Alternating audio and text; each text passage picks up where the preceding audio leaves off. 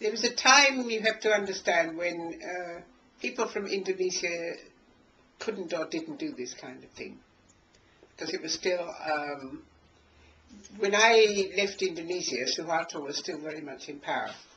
Okay, and of course I left Indonesia in 71, and he had another, how many years to go?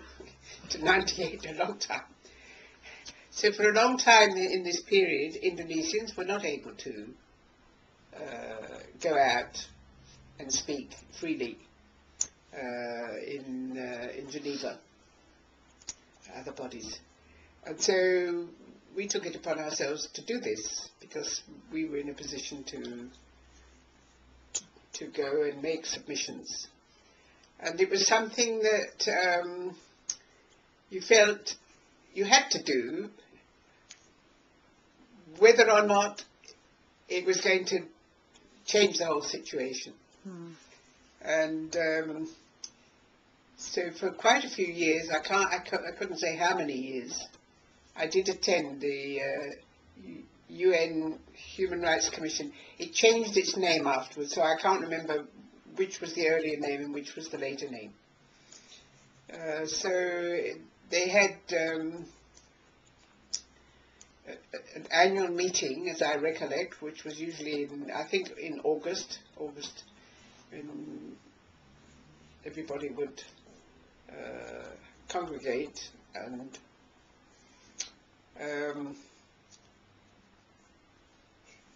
you had an opportunity to speak. Of course, it was a limited, maybe, I don't remember, 3 or 5 minutes, so you couldn't speak. You couldn't make very long speeches.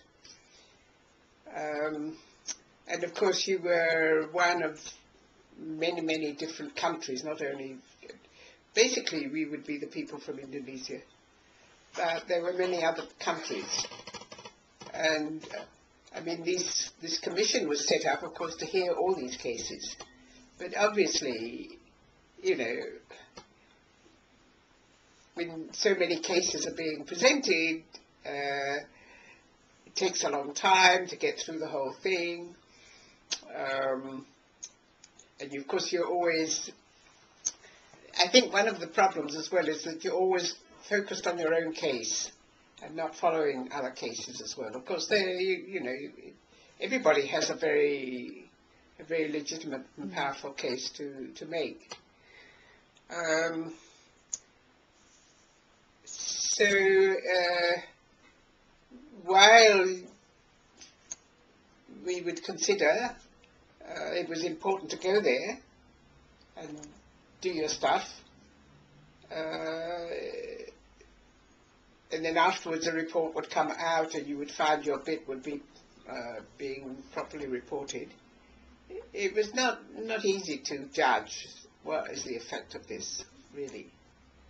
And I don't think from this distance, without looking back at what we did, whether this had any effect, really. So it was a question of being there, because that was where you should be. You should seem to be part of the thing that we should do. One thing that I got very involved with, I got in touch with somebody, a man called Hassan Ditiro, and he was the powerful voice of the Achenese. Yes. As I recollect, I can't remember exactly how I got in touch with him, but I did have good contact with him. He was at that time living in exile in Sweden, and there were some other political prisoners also in Sweden, so I did visit Sweden several times, and I met Hassan Ditiro.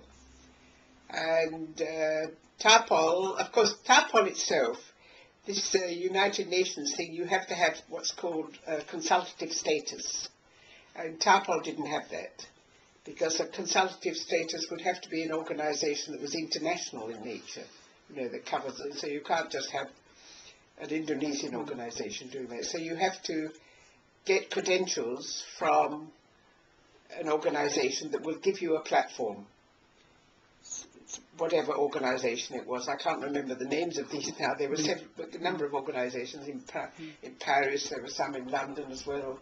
Amnesty, of course, was doing this, but Amnesty has had very strict rules about who they would get to represent them. So TAPOL always had to get credentials from an organisation that had this consultative status. And I used this to give Hassan Ditiro a platform so that he could come and talk in our slot, as it were. And so I think he was very, very appreciative of this, because this was in the time, the problems in Aceh began in 1976, and there was big clampdown and a lot of brutalities by the military and killings and so on. And then he fled. He became an exile. I think for some time he was in Washington or in the US, and then he was able to get political refugee status in Sweden.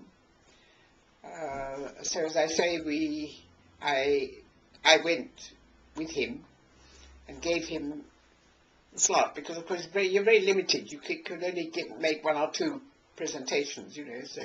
So we would use our presentation. He would do it. So I think the Achenese at that time, you know, were helped by what we did. And then later on,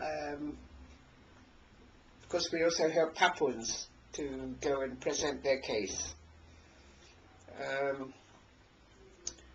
So my recollections of Geneva are very much to do with Aceh and then also with Papua.